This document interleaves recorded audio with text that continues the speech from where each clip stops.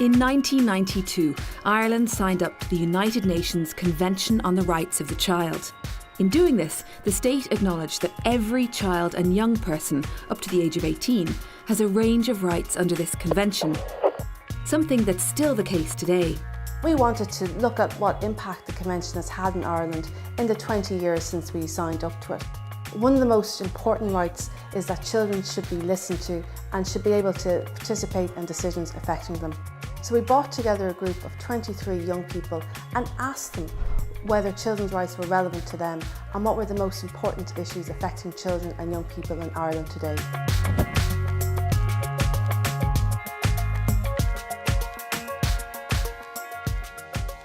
It wasn't difficult to get the discussion started.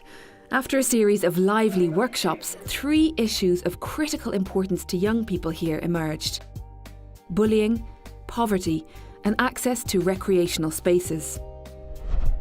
When it comes to bullying, children and young people have the right to be protected from abuse and neglect. Why did you guys pick this topic in the first place? Because, you know, everyone in Ireland is being affected by it and they've all witnessed it or being bullied. What impact do you think it has on people when they're being bullied? They don't have the same opportunities because they don't want to be around the people who they're being bullied by. Feel trapped, like especially with cyberbullying because it follows you home. I think people think that it's always like, oh, you're fat and you're ugly and stuff, but a lot of it is really not. subtle. It's really not. It's like subtle little nasty comments that people leave and stuff, and it can be really hurtful. Most people join in because they're friends. They don't want to be left out, and they probably get slagged if they don't join in. We want the young people to see like what it actually physically does to someone, like emotionally and everything. Like when they're being bullied, like we want them to see like the consequences from it. Teenagers in Ireland are 4 times more likely to suffer a lasting impact from bullying than their fellow Europeans. Bullying can be overt and it can be very covert as well, but it matters not to the person who's experiencing it. It can have equally a damaging effect on their self-esteem, self-worth, and in turn their mental health. The young people who experience bullying, they're at a much higher risk of developing things like lower mood, anxiety, and difficulties around coping. In the more severe end of the spectrum, we would see things like deliberate self-harm and actually people who develop kind of suicidal ideation around consistent experiences of bullying. Young people before would have been bullied in school or maybe on the bus to and from school, but would have gotten some sanctuary once they get home. With access of cyberspace, there is no limit to accessibility, and so a young person can be persecuted and tormented right through the evening and even through the night. Another issue the group feels strongly about is poverty.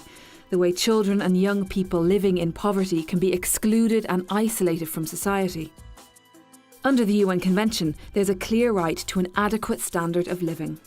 What kind of impact do you think poverty and also exclusion has on young people? It is out there and it is a big issue for mostly teenagers, I'd say. Like trying to keep up with their friends who have money and they don't. Some teenagers like myself become anxious about their families having arguments about financial problems. Some kids, they become isolated. Kids constantly need things for school. Like all the way up from junior infants to your leaving cert, you're going to need books for this, that, it all adds up. The parents might not be able to afford it and they feel kind of ashamed to say to the teacher, oh no, we can't afford it, and then the school putting pressure on them as well. I think it definitely leads to exclusion because this is when it kind of starts setting you apart from your friends that would have more money. It doesn't affect just that you can't buy stuff, it means you can't have the same experiences that your friends would have. Statistics are there and they're shocking, and you know, something does need to be done. Today in Ireland, 1 in 5 children is at serious risk of poverty. Poverty brings with it a very real stress. So it's a stress that initially maybe is seen by and felt by the parents, but slowly but surely young people will pick up that stress too and know that there's worry here.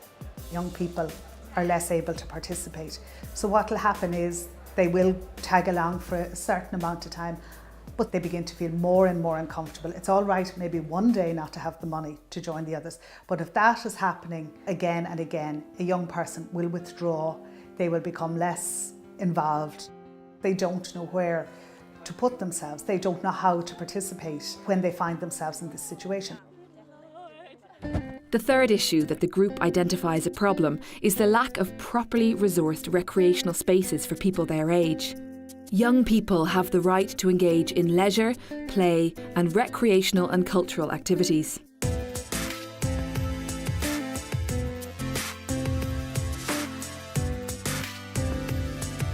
Children are looked after because they're directly more dependent on adults, whereas I think because we're kind of grown out of the playground phase, but we're not quite into the full adult world, we're kind of just forgotten about. People think that we're some completely different type of species, that we just don't fit into the world and things like that. It can be a bit hard and unfair sometimes. A lot of you use the word respect, like it's about respecting young people. Like, we do have a bad image, like being teenagers, but like a lot of, like, there is adults that do like teenagers and are all up for them, but then there's others that have no time for us at all. We have a small youth club in my area, but it's mainly focused on, people who are 12, 13, even back as far as 8 or 9. It's better to have somewhere that teenagers can actually go to hang out, like older teenagers. A youth club near me, there's no facilities, no playing games. There's probably a pool table, but this ball's missing, and somebody probably say, yeah, we have a youth club here, but they just completely forget funding it. 2/3 of young people say that in their areas there are not enough recreational places.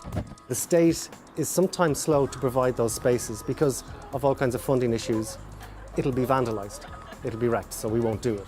There's a poverty of imagination there. But access to facilities is never enough. You may provide a centre, a community centre, a youth cafe, a place for young people to hang out, but if you don't have those trained facilitators, you don't have the volunteers, well then there's no point in having that space open. So, do children's rights matter? Of course they do. But through this project, the group identified important areas where we still have a very long way to go to make their rights a reality in Ireland. There needs to be a turnaround. The next 20 years of the UN Convention, we really need to see change for children in Ireland. We need to see children going to school without the fear of bullying. We need to see children going to school not hungry.